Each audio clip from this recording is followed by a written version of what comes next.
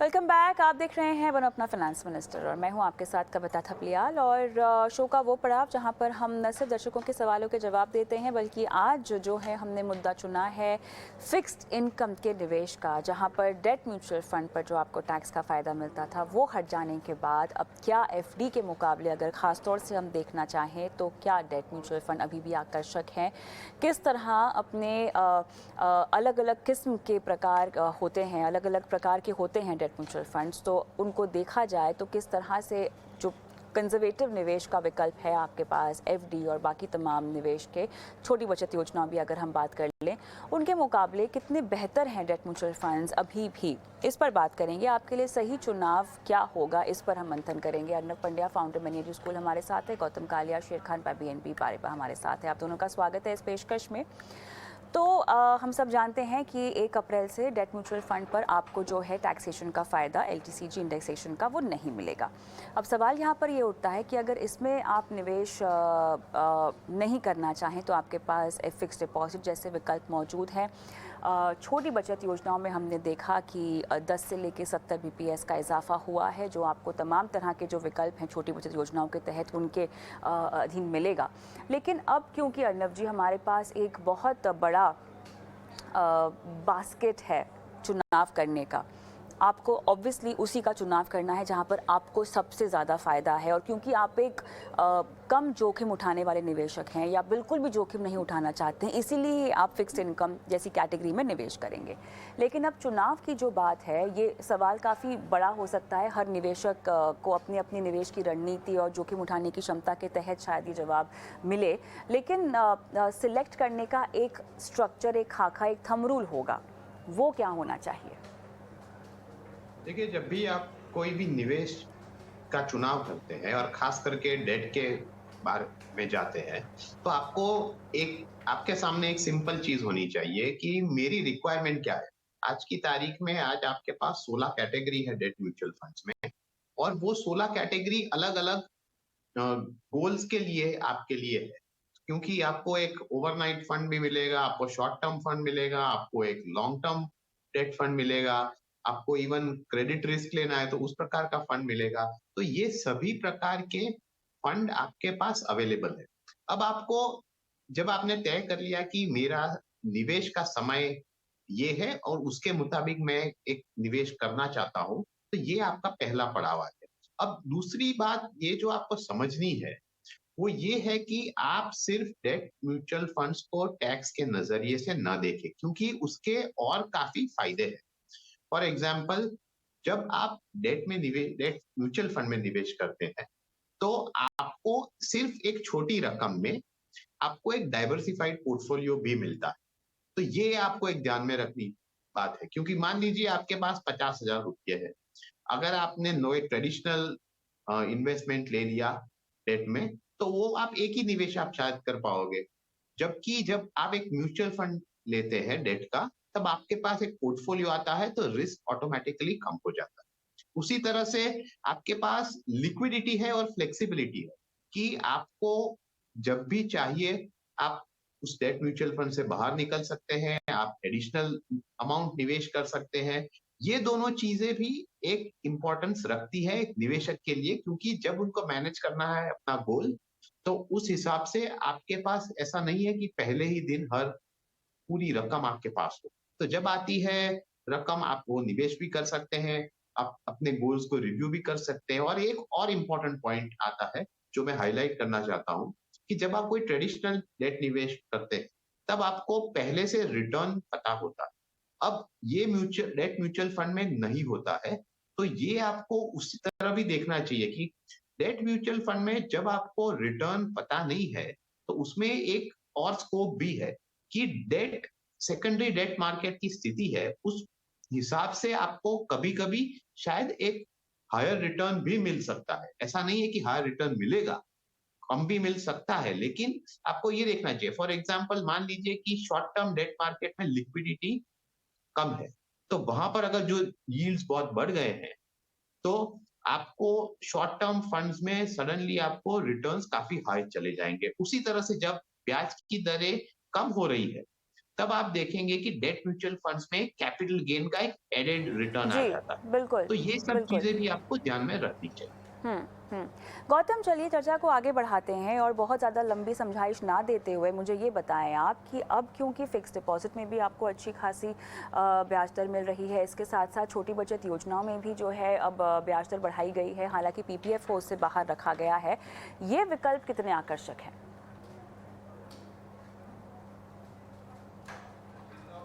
Date fund में जो tax arbitrage था वो हट गया है। पहले 2 से 3% का मतलब 1 से 2% का डिफरेंस था ये टैक्स आर्बिट्राज में, वो अभी हट गया है। तो पहले इन्वेस्टर ये बोलते थे कि ठीक है, मैं मार्केट रिस्क और क्रेडिट रिस्क ले रहा हूं और उसके लिए मुझे थोड़ा सा रिटर्न भी मिल रहा है और टैक्सेशन भी अच्छा है। अभी वो टैक्सेशन वाला पार्ट हट गया है, तो फिक्स डिपॉजिट काफी अच्छे हैं और क्योंकि रेट्स भी अभी अच्छे आ रहे हैं रिलेटिवली, तो ये सब रिस्क लेने की क्या जरूरत है। फिर अगर रिस्क लेना ही है तो फिर इक्विटी में लेते हैं, नहीं तो नहीं फिर रिस्क के बगैर ये फिक्स डिपॉजिट है, अपने सेविंग सर्टिफिकेट्स हैं, पोस्ट ऑफिस की स्कीम है, वो ज्यादा अच्छी। तो काफी इन्वेस्टर्स अभी वही देख रहे हैं जो पहले से वो यूज टू है, जहाँ पे फिक्स्ड उनको पता है एग्जैक्टली 100 रुपए डालेंगे तो उनको कितना मिलेगा 1 साल के बाद या 2 साल के बाद, तो वो ज्यादा प्रेफर कर रहे हैं। चलिए, यहाँ पर और भी हमें शो में दर्शकों के सवाल आएंगे, तो हम सवालों के ज़रिए भी एक बार फिर से दर्शकों को डेट फंड और किस तरह से कम फिक्स्ड इनकम में चुनाव करना चाहिए इसकी समझाइश देंगे। बहरहाल हमारे साथ दर्शक अब फ़ोन लाइन पर जुड़ना जोड़ेंगे उन्हें हम। जब तक हमारे साथ विक्रम फ़ोन लाइन पर जुड़ते हैं, तब तक विक्रम, आप हमारे साथ फ़ोन लाइन पर हैं? चलिए, तो विक्रम को हम जोड़ें उससे पहले इनके पोर्टफोलियो पे डाल लेते हैं एक नज़र। कैनरा बैंक को इमर्जिंग इक्विटी इनके पास है, निपॉन का स्मॉल कैप फंड है, फ्रैंकलिन इंडिया ब्लू चिप है, एचडीएफसी का फ्लेक्सी कैप है, एसबीआई कॉन्ट्रा है इनके पोर्टफोलियो में, कोटक इमर्जिंग ब्लू चिप भी है और एसबीआई फोकस्ड में ये पिछले 1 साल से निवेशित है और उसी को लेकर ये सवाल भी पूछना चाहते हैं कि क्या उसमें निवेश करें या निकल जाएं उसमें से। ओवरऑल इनके पोर्टफोलियो की जो वैल्यू है वो लगभग 13 लाख की है। विक्रम क्या मेरे साथ फ़ोन लाइन पर है? विक्रम नमस्कार, आपका पोर्टफोलियो हमने देखा, हम आपका सवाल ले रहे हैं शो पर। मुझे ये बताएं कि इस पूरे पोर्टफोलियो में आप कब तक रुकना चाहते हैं? मैडम, मैं तो कंटिन्यू करना चाहता हूँ। मैं करीब ऐसा मेरा कोई ये नहीं है अभी, तो मैं 10 साल 15 साल जो भी है मेरा कंटिन्यू करना चाहता हूँ। 10-15 साल आप रुकना चाहते हैं। क्या खुद रिसर्च करके पोर्टफोलियो बनाया है या आपने किसी प्रोफेशनल से हेल्प ली है?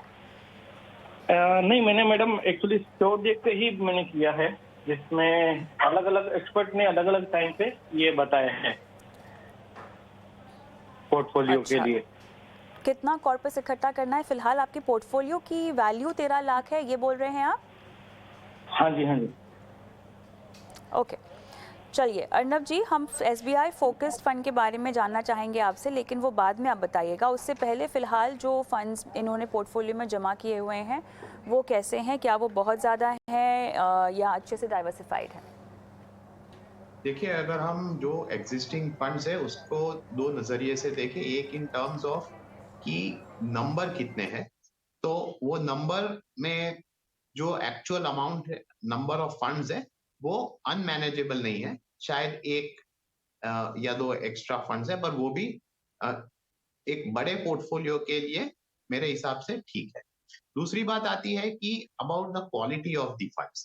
तो जब हम देखें इन टर्म्स ऑफ ब्रेकअप की किस प्रकार के इक्विटी मार्केट कैप में ये फंड्स निवेशित है, किस प्रकार की स्टाइल ऑफ इन्वेस्टिंग है, तो आपको यहाँ पर सब कुछ दिखेगा कि एक लार्ज कैप है, लार्ज एंड मिड कैप है, मिड कैप है, स्मॉल कैप है, फ्लेक्सी कैप है और इसके अलावा एक फोकस्ड है और एक कॉन्ट्रा अप्रोच है।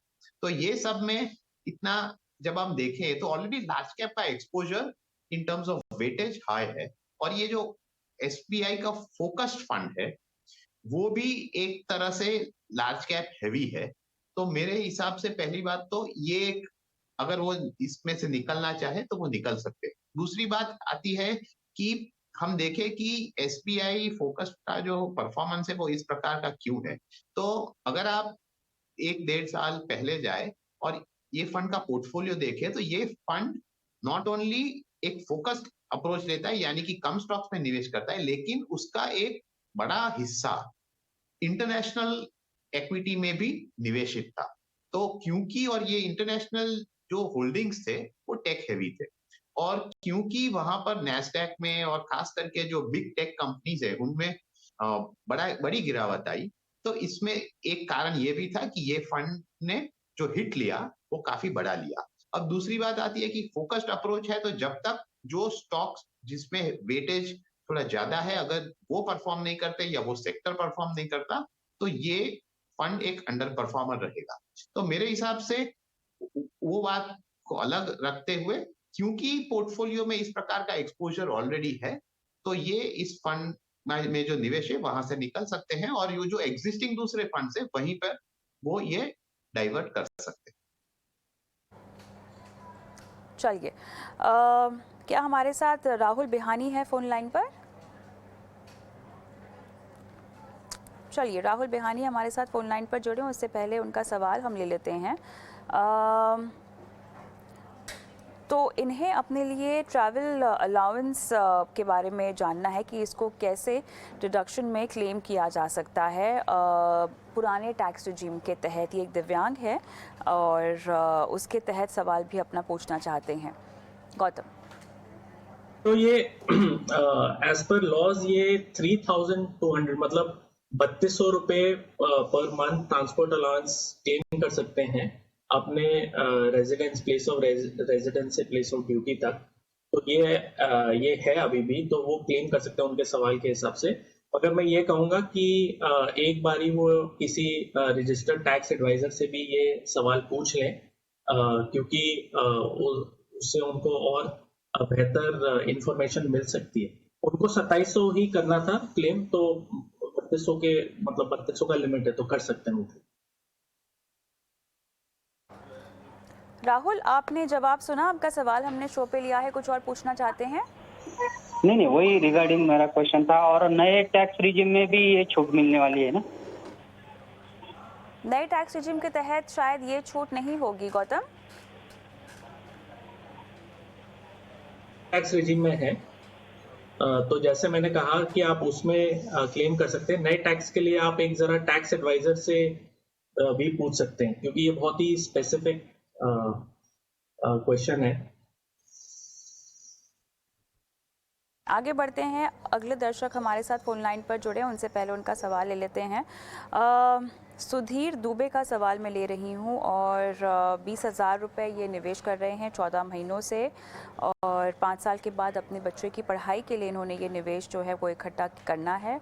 15 से 17 लाख रुपए इन्हें चाहिए अपने बच्चों की पढ़ाई लिखाई के लिए। पराग पारे का फ्लेक्सी कैप है, 5,000 रुपये की SIP कर रहे हैं। PGIM मिड कैप है, उसमें 5,000 रुपये की SIP। Canara bank blue chip है, उसमें 5,000 की SIP। एक्सिस स्मॉल कैप में 4,000 रुपये। और इस लक्ष्य के तहत इनका जो फंड है, जो इन्होंने फ़ंड सिलेक्शन किया है वो कैसा है, जानना चाह रहे हैं। सुधीर दुबे, आपका सवाल हम शो पर ले रहे हैं, आपके फंड्स के नाम हमने पढ़ लिए हैं। आपको 15 से 17 लाख रुपए चाहिए 5 साल में, क्या आप निवेश को बढ़ा पाएंगे? जी, मैं बढ़ा पाऊंगा। ठीक है, ओके। अर्नब जी बताएं, क्या करना चाहिए इन्हें? देखिए, इन टर्म्स ऑफ ये जो फंड्स उन्होंने सिलेक्ट किए हैं वो काफी अच्छे क्वालिटी के फंड्स हैं, तो फंड्स में तो कोई तकलीफ नहीं है।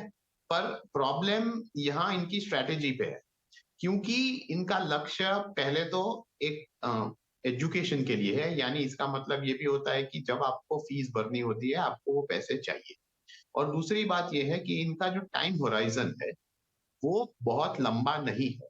तो एक आज की तारीख में अगर वो एक प्योर इक्विटी ओरिएंटेड स्ट्रैटेजी अपनाते हैं तो आज की तारीख में ठीक है, लेकिन ये स्ट्रैटेजी उनको बदलनी चाहिए, और ये ध्यान में रखना चाहिए कि जैसे अब मान लीजिए 5 साल के बाद गोल है, तो गोल के 2 साल पहले से ही वो ये इक्विटी का पैसा सिस्टमैटिकली डेट में ट्रांसफर करते थे। तो ये इसलिए जरूरी है क्योंकि अगर ऐसा नहीं होता है और जब उनका गोल पास में आए तब अगर इक्विटी मार्केट्स में गिरावट आती है तो उनको एक बड़ा शॉर्टफॉल आ सकता है, क्योंकि पूरा पोर्टफोलियो एक्सपोज्ड है एक रिस्की एसेट। तो ये स्ट्रैटेजी पर वो ध्यान दें। आज की तारीख में फंड्स अच्छे हैं, लेकिन उनको ये बदलाव करना भी जरूरी है। और इसका मतलब ये भी होता है कि उनके पास जितना उन्होंने सोचा था उतना समय नहीं है निवेश करने के लिए, क्योंकि ये जो इक्विटी का जो ग्रोथ होता है उसके लिए आपको एक लंबा समय देना पड़ता है, जो इस केस में नहीं। ऑलराइट, चलिए ये सलाह दी जा रही है। आगे बढ़ते हैं और धनंजय का सवाल मैं लेना चाहूँगी। गौतम, आपके पास इनकी इन्वेस्टमेंट्स की डिटेल्स हैं, मैं फिर भी यहाँ पर एक बार दोहरा देती हूँ। इनके पास यूटीआई निफ्टी 50 इंडेक्स है, टाटा का digital India, PGIM India flexi cap, PGIM India mid cap opportunity, Kotak का small cap, Vanguard 500 index ETF और इन्वेस्को क्यूक्यू ट्रस्टी सीरीज 1 है। इन्होंने अपने लिए इमरजेंसी फंड भी बना रखा है 6 महीने के खर्च का। पीपीएफ में ये डालते हैं, वीपीएफ इनका कटता है, एनपीएस में भी ये इस महीने से कह रहे हैं कि निवेश करने की शुरुआत कर रहे हैं। टर्म इंश्योरेंस लिया 1 करोड़ का, हेल्थ इंश्योरेंस का इनका कवरेज 3 लाख का है और काफ़ी प्लान तरीके से इन्होंने अपना पोर्टफोलियो बनाया है और भेजा भी है। रिटायरमेंट 55 पर एम कर रहे हैं और इसके लिए कह रहे हैं कि 5 करोड़ रुपए चाहिए। बेटी की पढ़ाई 15 साल में 30 लाख रुपए, वर्ल्ड टूर का भी लक्ष्य रखा है 3 साल के बाद, उसके लिए 5 लाख रुपए चाहिए। इसके अलावा जो और छोटे मोटे खर्चे हैं और एक बहुत बड़ा खर्च जो कि बेटी की शादी का इन्होंने कहा है 15 लाख रुपए। और उसके मुताबिक अब ये जानना चाहते हैं कि फ़िलहाल जो इन्होंने निवेश की रणनीति अपना रखी है वो सही है या नहीं है। फ़ोन लाइन पर हमारे साथ नहीं है, वरना धनंजय आपने काफ़ी विस्तार से अपने लक्ष्यों को आका हुआ है और उसके मुताबिक आपने एक निवेश रणनीति भी अपनाई है जो कि काफ़ी हद तक वेल डाइवर्सिफाइड दिखाई भी दे रही है। गौतम, बहरहाल बताएं आप क्या इनको कहेंगे? जी, मैं यही कहूँगा कि बहुत ही अच्छा फाइनेंशियल प्लान बनाया इन्होंने खुद के लिए। इंश्योरेंस भी है, लाइफ कवर और मेडिकल इंश्योरेंस भी है। सेफ इन्वेस्टमेंट्स करके उनका एक सेपरेट सेक्शन है जिसमें उन्होंने पैसा पीपीएफ, वीपीएफ और एनपीएस में डाला हुआ है। इमरजेंसी फंड भी बना के रखा हुआ है और फिर इक्विटी इन्वेस्टमेंट से अलग से। तो बहुत ही अच्छा पोर्टफोलियो, प्लानिंग भी बहुत अच्छे, गोल्स भी वेरी वेल डिफाइंड हैं। तो जब इनका पूरा कैलकुलेट करते, क्योंकि इनका 60,000 rupees per month already SIP में जा रहा है इन इक्विटी म्यूचुअल फंड्स और 35,000 इनका जा रहा है पीपीएफ, वीपीएफ और एनपीएस में अलग से, जो ये सेफ इन्वेस्टमेंट बोल रहे हैं। तो उनका total already 95,000 rupees per month का उनका सेविंग है। और इनके जो गोल्स हैं, इन गोल्स के हिसाब से इनको लगभग 50,000 रुपए ही सेव करना है पर मंथ, अगर 12% के रेट अज्यूम करें तो इनफैक्ट इनकी सेविंग ज्यादा ही है इनके गोल्स के हिसाब से। तो ज्यादातर क्या होता है कि गोल्स के हिसाब से सेविंग नहीं होती है। काफी गोल्स बहुत एम्बिशियस होते हैं और सेविंग कम होती है, मगर ये एक केस है जहाँ पे सेविंग काफी अच्छी चल रही है गोल्स के हिसाब से, तो बहुत अच्छी बात है। फंड्स में बस में एक ही चेंज है जो मैं बोलना चाहूंगा कि इनके पास एक डिजिटल इंडिया फंड है, टाटा का जो थीमेटिक फंड है, वो ये शिफ्ट कर सकते हैं एटलीस्ट हाफ अमाउंट, क्योंकि 10,000 अमाउंट चल रहा है तो 10,000 का एटलीस्ट हाफ अमाउंट तो शिफ्ट कर सकते हैं आईसीआईसीआई प्रूडेंशियल म्यूचुअल फंड में, क्योंकि इनका लार्ज कैप में उतना एक्सपोजर नहीं है, सिर्फ 17% large cap through index fund. तो ये ICICI prudential blue chip fund में 5,000 रुपए शिफ्ट कर सकते हैं। और अदरवाइज तो इनका पोर्टफोलियो सब ठीक है, इसमें तो और कुछ करने की जरूरत नहीं है। धनंजय जी, उम्मीद करते हैं कि आपने सलाह समझ ली हो। बहरहाल आगे बढ़ते हैं और बीडी व्यास जी का मैं सवाल लूँगी और इन्होंने अपने पोर्टफोलियो के तमाम डिटेल्स भी यहाँ पर दे रखी है। 15 साल में 80 लाख का इनका गोल है और ये अभी कह रहे हैं कि कुछ नए ही इन्वेस्टर हैं और इमरजेंसी फ़ंड एफडी में 8 लाख रुपए ले रखा है इन्होंने और इसके अलावा कुछ फ़ंड्स की डिटेल्स जो कि आपके पास होंगी अर्नव जी, वो इन्होंने दे रखी है। और इन्होंने अपने फ़ंड्स इकट्ठा कर किए हैं खुद ही रिसर्च करके और इसके अलावा पीपीएफ में इनका निवेश है, इन्होंने अपने लिए टर्म प्लान भी लिया हुआ है, मेडिकल इंश्योरेंस भी लिया हुआ है और इंश्योरेंस का प्रीमियम इनके पास जो है, कुछ और भी इंश्योरेंस पॉलिसीज़ है जिसमें यूलिप भी है, ट्रेडिशनल प्लान भी है, तो 1 लाख के ऊपर का उनका प्रीमियम जा रहा है, खुद मानते भी हैं वो। और पूछ रहे हैं कि इस पूरी निवेश रणनीति से ये अपने तमाम लक्ष्यों को क्या पूरा कर पाएंगे। प्रीमियम पिछले 5 साल में ये जमा कर रहे हैं, कितना उससे इनको फ़ायदा होगा। इनका एक लोन भी चल रहा है 23,500 प्रति माह, ये जो है वो लोन के तहत जमा कर रहे हैं। बताएं अर्नव जी। ये अगर हम देखें पोर्टफोलियो और जो निवेश की स्ट्रैटेजी अडॉप्ट की है, उसमें पहली बात तो एक इमरजेंसी फंड है, उसके लिए पर्याप्त अमाउंट उन्होंने रखे हुए हैं, ये एक अच्छी बात है। दूसरी अच्छी बात ये है कि कवरेज के लिए in terms of life insurance एक टर्म कवर लिया हुआ है, मेडिकल इंश्योरेंस भी लिया हुआ है, तो जो रिस्क की दृष्टि से अगर हम देखें तो वो भी एडिक्वेटली कवर्ड है। अब आते हैं हम उनके पोर्टफोलियो की तरफ और उनके गोल की तरफ। उन्होंने जो एक गोल मेंशन किया है उसके लिए अगर वो पर मंथ 16,000 का निवेश करते हैं और वो 12% के रेट पर कंपाउंड होता है आगे जाते, तो वो अपने गोल को अचीव कर सकेंगे। तो इन टर्म्स ऑफ इन्वेस्टमेंट मुझे नहीं लगता कि गोल अचीव करने में बहुत बड़ी तकलीफ होगी, लेकिन ये निवेश को उनको बढ़ाना चाहिए, क्योंकि मेरे हिसाब से उनके पास काफी और भी गोल्स होंगे जिसके लिए एक अच्छा कॉर्पस उनको चाहिए। तो ये एक पहली बात हुई। दूसरी बात ये होती है कि उनके अगर हम फंड्स की क्वालिटी देखें तो ओवरऑल फंड्स क्वालिटी अच्छी है, लेकिन यहाँ पर थोड़ा रेपिटेशन भी है। तो खास करके दो फंड्स जहां पर रिपीट हो रहा है, यानी कि एक टाटा का स्मॉल कैप फंड है और एक निप्पॉन इंडिया का ग्रोथ फंड है। तो ये जो कैटेगरीज है वो ऑलरेडी रिपीट हो रही है, तो यहाँ से वो निवेश बंद करके वो दूसरे जो एग्जिस्टिंग सेम कैटेगरी के फंड्स है वहां पर वो अपना निवेश मोड़ सकते हैं। तो ये एक दूसरी बात हो गई। तीसरी बात ये है कि ये जो इतना हाई प्रीमियम दे रहे हैं एक यूलिप पॉलिसी के लिए, और तो वहां पर जो रकम जा रही है, अगर उन्होंने जो एडिक्वेट अब 5 साल का इसमें लॉक इन होता है, तो अगर वो लॉक इन पीरियड का प्रीमियम खत्म हो गया हो तो वहां पर से उनको एक एग्जिट के बारे में भी सोचना चाहिए, क्योंकि ये रकम अगर वो दूसरे इफेक्टिवली म्यूचुअल फंड्स में स्प्रेड आउट करके निवेश कर सकते हैं तो उनका एक काफी बड़ा कॉर्पस बन सकता है, जो उनके दूसरे गोल्स के लिए, खास करके रिटायरमेंट और जो दूसरे गोल्स हुए वहां पर भी काम आए। चलिए, ये है इनको सलाह। हम आगे बढ़ेंगे और अजहरुद्दीन का मैं सवाल लूँगी। गौतम, इनकी डिटेल्स आपके पास है। ये 15 से 20 साल के लिए निवेश की शुरुआत कर रहे हैं और इनके पास काफ़ी सारे फंड्स भी इकट्ठा हो गए हैं। फ़िलहाल कतर में काम कर रहे हैं। बच्चे की पढ़ाई और बेटी की शादी के लिए बेसिकली ये इन्वेस्टमेंट पोर्टफोलियो उन्होंने बनाया है। बताएं। अभी जो सिप चल रहे हैं वो 23,000 रुपये हैं महीने के, और बच्चे की एजुकेशन और शादी के लिए है। पोर्टफोलियो में बस दो चेंजेस मैं सजेस्ट करूँगा। एक तो इनका PGIM India mid cap opportunities fund है और एक PGM India flexi cap fund है। तो अगर इनका पोर्टफोलियो देखें तो सिर्फ लार्ज कैप में सिर्फ 9% का एलोकेशन है और small cap, mid cap, flexi cap में 43% का एलोकेशन है।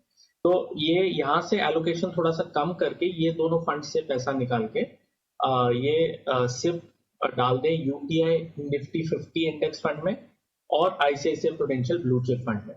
तो इन दोनों फंड में वो 3-3 हजार का सिर्फ शिफ्ट कर दे पीजीआईएम फंड से, तो इससे उनका फिक्स्ड लार्ज कैप का भी एलोकेशन ठीक हो जाएगा।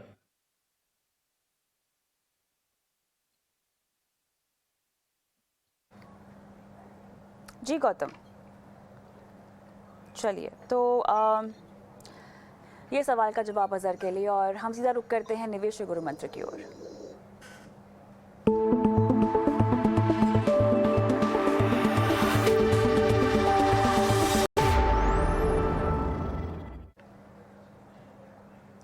बताएं अर्नब जी, क्या है आपका निवेश का गुरु मंत्र? नॉर्मली लोग जो है वो जब स्थिति बिगड़ जाती है, यानी कि कोई एसेट क्लास में स्थिति बिगड़ती है, तब वो अपने पोर्टफोलियो को देखकर उसमें बदलाव करने का पूरी प्रक्रिया शुरू करते हैं। लेकिन ये करना एक बात है, दूसरी बात ये है कि मेन थिंग ये भी है कि जब मार्केट की कंडीशंस अच्छी हो तब भी आपको ये एक्सरसाइज करनी चाहिए, क्योंकि कई बार क्या होता है कि जब मार्केट कंडीशंस अच्छी हो तब आपके वीक इन्वेस्टमेंट्स भी परफॉर्म करते हैं। तो उस समय अगर आपने इस प्रकार का रिव्यू करके बदलाव किया है तो वो कठिन समय को अच्छी तरह से संभलने में आपको मदद रूप बनेगा। गौतम, ये तो आज का गुरु मंत्र ये है कि अवॉइड कैटास्ट्रॉफिक लॉस। तो हम सबको अमीर बनना है, हम सब अमीर बनना चाहते हैं। तो जब हम अमीर बनने की कोशिश करते हैं तो हम ऐसे जरिए ढूंढते हैं जहाँ पे हमें रिटर्न ज्यादा मिले। तो हम रिटर्न के पीछे भागते भागते ऐसे ऐसे काफी निवेश कर देते हैं जो ज्यादा जहाँ पे आप ज्यादा जोखिम ले रहे हैं।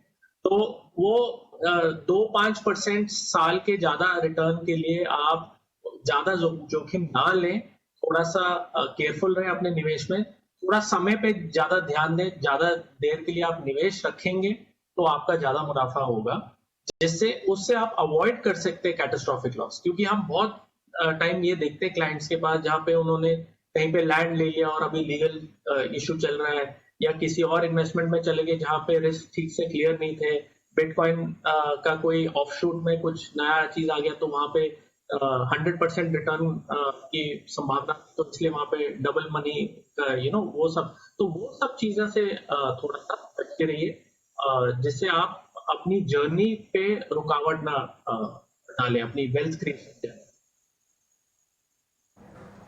ऑलराइट, चलिए इसी के साथ शो को यहीं समाप्त करते हैं। आप दोनों का बहुत बहुत धन्यवाद समय निकालने के लिए, और इसी के साथ मुझे भी इजाज़त दें। जाते जाते आपको छोड़ जा रहे हैं हमारे व्हाट्सएप नंबर के साथ, जहां पर आप अपने सवाल हम तक पहुंचा सकते हैं। नमस्कार।